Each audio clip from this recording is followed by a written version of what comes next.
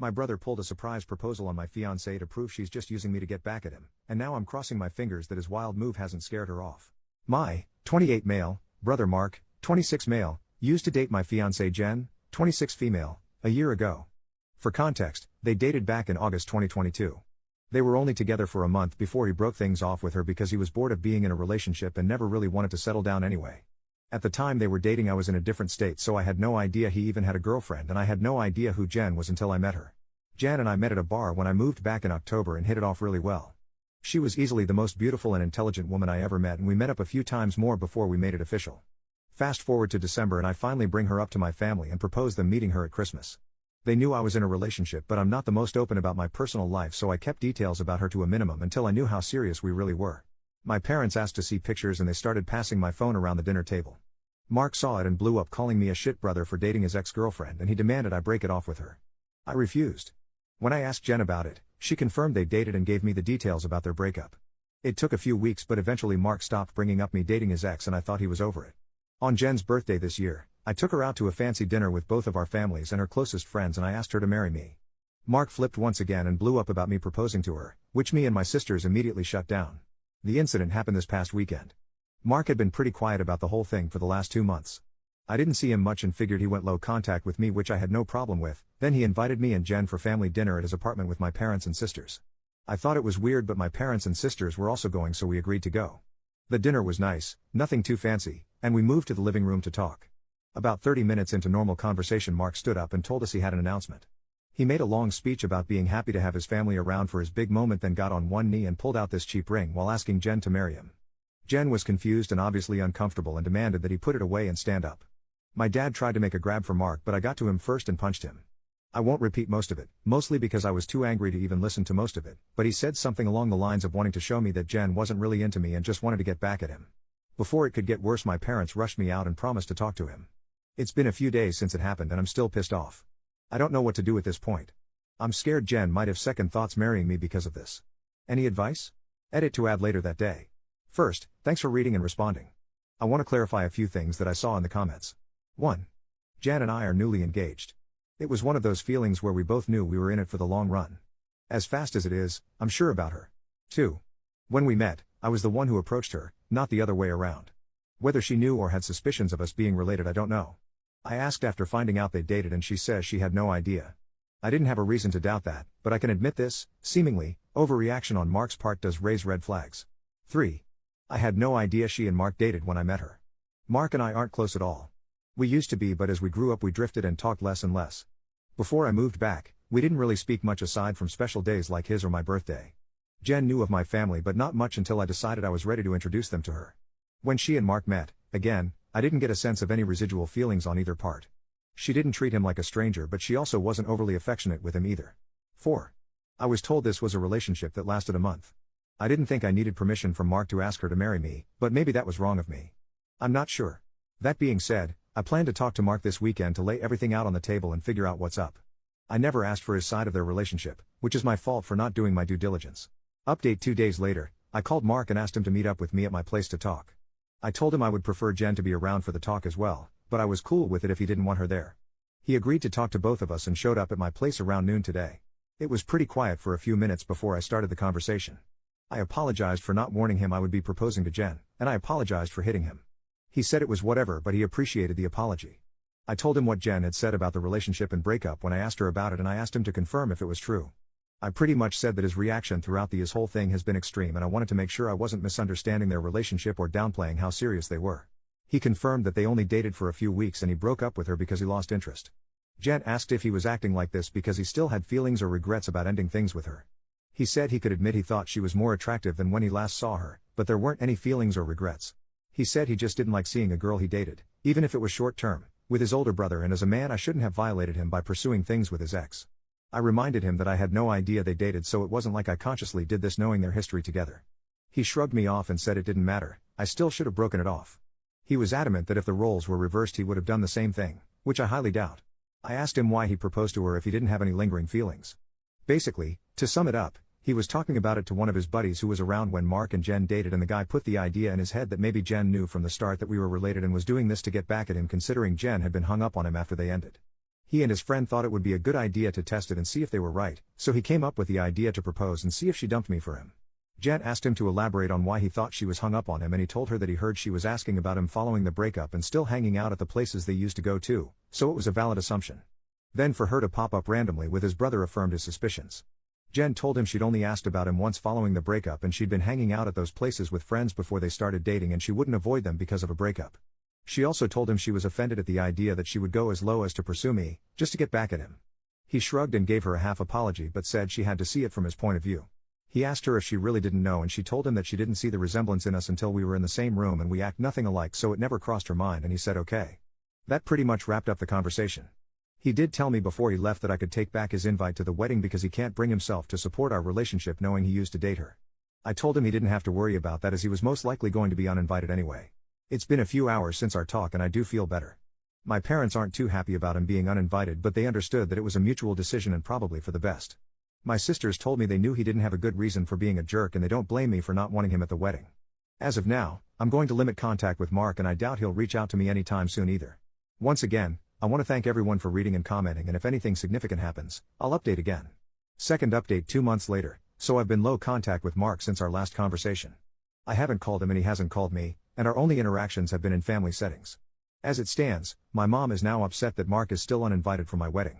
It started with a comment made during my younger sister Sophie's birthday, 22 female. Her boyfriend of, I think, 4 years proposed to her at the end of the night and we sat around talking about what she envisioned for her dream wedding.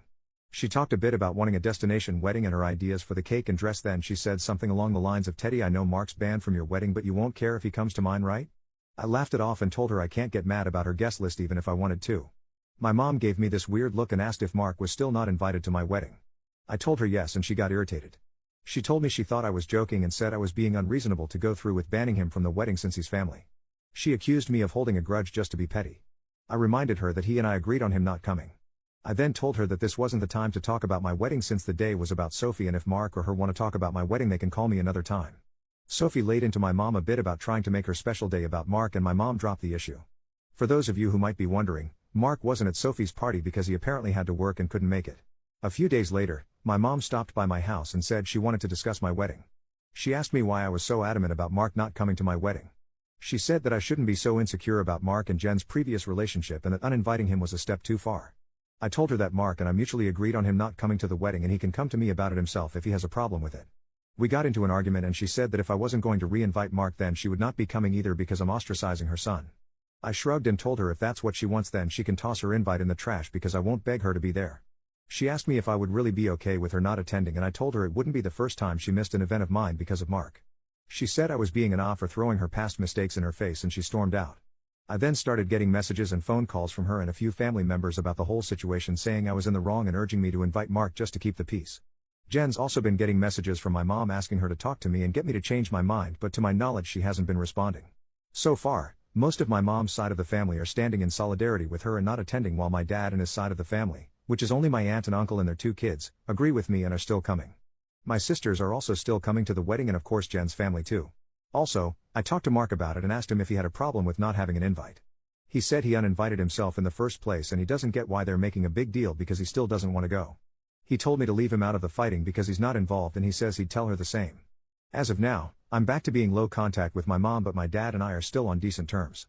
I'm still deciding on whether I'll re-invite my mom and her family, should they change their mind about the boycott, but the chances are low and I told my dad this too, which he understands.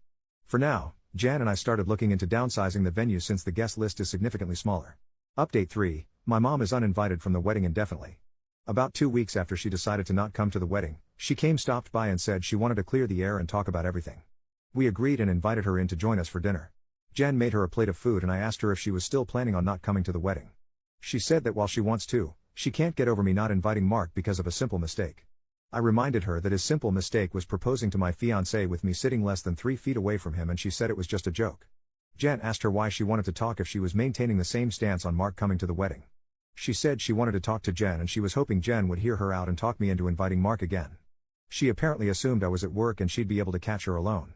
Jen politely told her that she understood her thought process, but she wouldn't have had that conversation anyway without me present since this is about my brother. My mom made a comment somewhere in the lines of Jen being spineless and unable to have a conversation without me thinking for her, which started a pretty heated back and forth between the 3 of us before Jen told her to get out. She got up and started walking towards the door and my mom followed her still screaming at her. By this point she's yelling about her tearing our family apart. While Jen was unlocking the front door my mom grabbed her hair and pulled her to the ground still screaming. She hit her and tried to claw her face and I dragged her off of her and threw her outside. She banged on the door for a few minutes while I made sure Jen was okay before she left and called the both of us repeatedly. When I was sure Jen was okay I texted my mom and told her not to bother reaching out again because we'll never speak to her again. I called my dad and sisters and told them what happened too. My dad was surprised and tried to make excuses, saying she'd been stressed about this whole situation for a while. My sisters say they knew she'd snap eventually since she's always been a crazy bitch and they said they'd come make sure Jen is okay. I asked Jen if she wanted to press charges but she declined and said she only wanted to cut contact with her for good. I told that part was obvious but she should still talk to the police since she was physically assaulted but she doesn't want my mom to get arrested. My sisters and Jen's mom came by to comfort her thankfully so she's doing okay. My mom is blocked on everything until Jen says otherwise. I genuinely don't know what to do now. Jen doesn't want to go to the police because she'd feel guilty having her arrested over this, but my sisters and I want to convince her too, and I'd at least want documentation in case something happens in the future. Clarification and some background on my relationship with my parents. Some people were asking questions about my mom and my decision not to be open with Jen about my relationship with my parents. I figure I could give some background on why we're so strained. Like some of you said, Mark was the golden child. Mark was my mom's baby boy and she didn't do much to try and hide it. They didn't spend much time with my sisters and I like normal parents did with their kids unless they had to, but they'd spend time with Mark as often as possible like taking him out shopping while we stayed with a sitter, or bringing him home his favorite food and toys from the store when they'd shop alone. He usually got better things compared to the rest of us like new expensive clothes while ours were thrifted or new toys just for him compared to old toys we had to share with each other. If my sisters and I got gifts, they were for us to share, but my mom made it pretty clear that Mark's things were only for him and we shouldn't touch it. When Mark would screw up, I'd get punished for not being a good role model and showing him the proper way to behave. For example, Mark went through a phase of breaking his toys and I got the beating because obviously he learned the behavior from me. When he was 8, Mark got in trouble at school for trying to push a kid down the stairs. I was grounded for 2 weeks and told to apologize to the kid for not teaching my brother right. When I turned 13, I pushed for my parents to start giving me an allowance. They agreed as long as I did household chores like mowing the lawn, taking out the trash, raking leaves, etc. It was usually somewhere around $25 a week to help me start saving. Mark saw that I was getting money and he begged my parents for an allowance too. Instead of making him work, $10 of my allowance money was given to him each week because we were doing such a good job with our chores, that he never touched. Whenever I asked him to help, he'd tell me it's not his job to do chores so why should he bother. It was around this time that I started really distancing myself from my brother. By the time I entered high school, we only talked to each other when we needed small favors or when we absolutely had to. I got my first job when I turned 17 because I wanted to finally get my own car and make money that they couldn't force me to give to Mark. My oldest sister Maggie helped me start my own bank account and showed me how to properly budget and save my money. I got my first car at 18 after all of my hard work. When Mark got his license, my parents asked me to let him use my car to get around and for extra practice behind the wheel. Reluctantly I agreed and for a while the arrangement was fine. Mark used my car when I didn't need it and helped maintain it pretty well. When he expressed wanting my parents to buy him his own car, my mom came to me and told me to give him my car because he needed it more. When I refused, she threatened to kick me out. We got in a fight that night which ended with her giving Mark my car and taking me to transfer ownership of it to him within the following few days. Since I didn't have anywhere else I could go at the time, I just sucked it up and signed it over. When I graduated high school, both of my parents skipped my graduation because Mark didn't want to sit in a long ceremony just to see me get a piece of paper, and my mom didn't want to leave him alone for the night. So I only had the support of my sisters and my aunt and uncle who wanted to take me out. They ended up having to bring me home at my parents' request because they made me dinner to make it up to me. It was a dinner I couldn't eat because my mom put shrimp and chicken on the same serving dish and I'm allergic to shellfish. My first year out of high school I worked 2 jobs to buy myself another car, and at the start of the new school year I moved away for college and cut contact with them. They, mostly my mom, tried to reach out for the first few months via social media and Sophie, but I never responded and I told Sophie she would be cut off too if she kept trying. When she couldn't get to me through Sophie, she tried going through my older sister Charlotte, and a few times through Maggie and Mark until I threatened to file a restraining order for harassment. It was a bluff because I had no idea how to do it, but it managed to scare her off and the most I got from her was happy holiday texts over the years. Around the time I moved back, Charlotte told me they had been seeing a family therapist, at Charlotte's request, and my parents wanted to apologize for their treatment of us. I was hesitant but I agreed as long as they would be genuine, and the reconciliation process started when I moved back home. That doesn't even scratch the surface of everything they put me through, and it took a lot for me to even begin to let them back into my life. When I met Jen, I wasn't sure where my relationship with her was going or where my relationship with my parents was going. I didn't want to mention my family at all mostly because I was ready to cut contact again if I needed to. Jen was understanding of it being a sore subject and didn't press for more. I hope this helps shed some light on some of the questions I've been seeing pop up. Update 4. I want to thank everyone who's taken the time to give me advice on what to do going forward and all the kind messages and comments I've gotten over the past few days and weeks. Jan and I have read the comments together and everything is appreciated. To answer the most common question about why I chose to reconnect after everything, the short answer is because I would do anything for my sisters. Charlotte wanted the entire family around and for the birth of her first child and to help her while she adjusts. She didn't want part-time aunts and uncles who would only visit her kid during birthdays and holidays. She was never the type to ask for much of anything growing up, so when she asked if I would be willing to try for her, I agreed because it would make her happy. I also think part of me hoped that maybe they'd changed. I don't regret trying to reconcile either. My parents are still terrible, but I met the love of my life, so I call it a win. A few people wanted to know if there's an update, so here we go. Sorry if it's a mess or confusing, a lot has happened. We filed a report with the police and were told that even though Jen doesn't want to pursue anything, it's not up to us to decide whether it goes further, but they would keep our preference in mind. We provided some pretty decent evidence of the assault, including pictures of Jen's face and texts with my mom and dad talking about what happened. We were advised to report and record any other incidents with my mom going further in case anything else happens. Considering where we live, I doubt it'll go anywhere, but at least we have it on record. I got about 100 angry text messages that tell me they at least spoke with her regarding the incident. My mom tried to corner me leaving my job and screamed at me about trying to ruin her life. She kept screaming that I was an awful son for trying to get her arrested over a small misunderstanding and she didn't understand what she'd done to deserve being punished like this. I told her that if she didn't like being in legal trouble then she shouldn't have hit Jen. She demanded I tell the police to forget the report, which I refused. I told her exactly what the officer said about it being out of my hands. She had a tantrum in the parking lot and hit me a few times, just on the chest and arm, before security intervened and dragged her off the property. I had to talk to my boss about the incident. Luckily she was understanding of everything going on after I explained what was happening. When I got home, I told Jen what happened. She was upset and asked that we discuss the plan with my family moving forward. It was a long talk, but we took the advice of some Redditors and decided to go completely no contact with my family aside from my sisters. We agreed that having them in my life is adding unnecessary stress for the both of us and we aren't even married yet. She told me she wanted to consider moving away and putting some distance between us and my family. She said that she tried to stay out of my family issues because it's not her place, but she refuses to put up with my mom and her behavior or my dad enabling her abuse. A lot more was said, too much to put in this post, but I agreed with her that they were more trouble than they're worth and I also don't want to put up with this anymore. I also agreed to go to therapy and she's helping me find a therapist. I decided to call my dad after our talk and let him know I would be going no contact. He didn't answer the first time I called, so I left a message asking to have a long talk. When he called back, he asked if it was okay for my mom to be a part of the conversation. I told him it was okay since she needed to hear what I had to say too. The conversation went about as well as you could expect. I told them both that Jen and I are cutting them out of our lives. My dad demanded to know why I would do something like that after going through all the trouble of repairing our relationship. I told him that this entire thing with Mark has shown me that nothing is actually repaired between us and, as far as they're concerned, the world revolves only around my mom and my little brother. I told them that their continued favoritism of Mark has brought our relationship to a point of no return and that I wasn't interested in holding on to a failing relationship. I told them that I agreed to reconcile for Charlotte's sake, but I don't appreciate all of the disrespect towards me and Jen, and that I wouldn't put up with it anymore for both of our sakes. To my mom specifically, I told her that I was tired of her using me as a scapegoat for her bad parenting and Mark's attitude. I also told her that I would never forgive her for what she did to Jen and what she did to me and my sisters growing up. She started to say how I should move on like my sisters have, but I cut her off and told her that she should take their forgiveness and move on because she would never receive it from me, especially after everything she's done these last few weeks.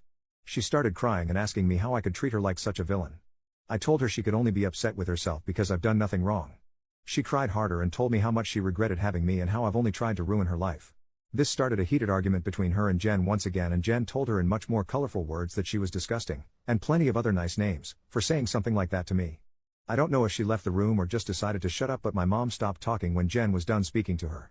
My dad said he wasn't okay with being shut out of my life and he asked me to try to understand my mom's point of view.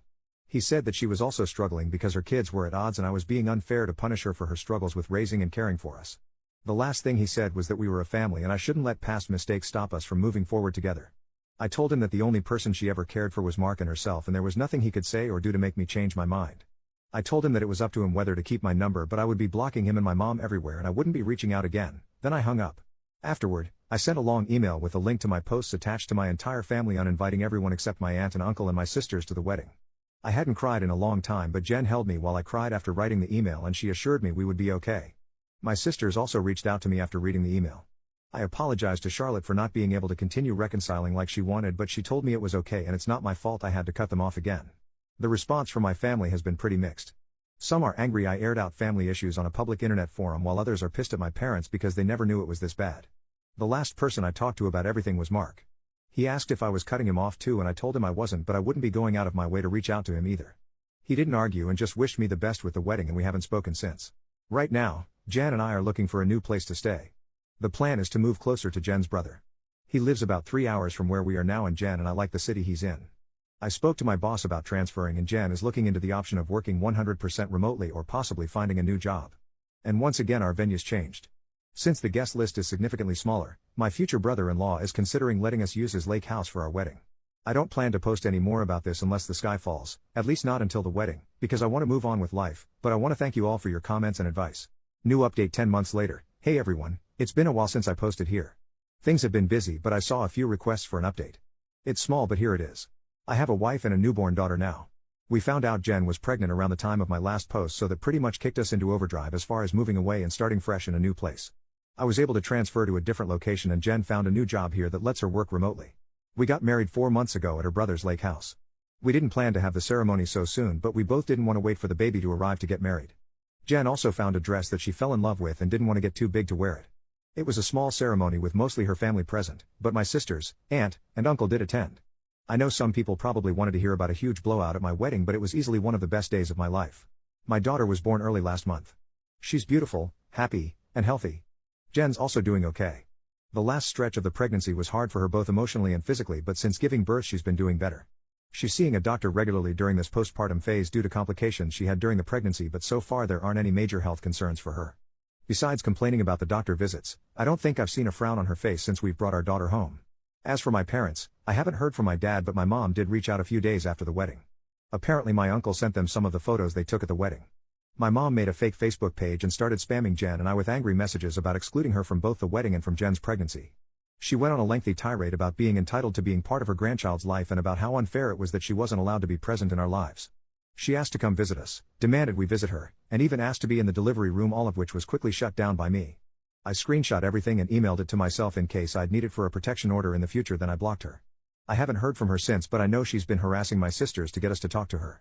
I don't know what, if anything, they're doing about it, but I did make it clear that we have nothing to talk about with her. For everyone wondering if Mark and I have been in contact, the answer is yes. He called after we came back from our honeymoon and congratulated us on the wedding and pregnancy. We did have a long talk about everything that happened. I won't go into detail, but we both got to say a lot, and he did offer both me and Jen what feels like a sincere apology for what he did. We've been texting a bit here and there since we talked. It's mostly just small talk and life updates, but he did invite me to have a drink with him next time I'm in town. I don't know if I'll accept it, but I told him I'd think about it. Thanks everyone for the support and well wishes you've all given us. Sorry if this update was all over the place. Edit, just to clear it up before anyone asks, Mark doesn't know where I live and likely won't know in the future. If he chooses to give updates about my life to my parents, that's his choice. I won't give him any details that he can pass on that would help them pop up unannounced. Unfortunately, even if we are able to form some sort of relationship, I'll never be able to fully trust him.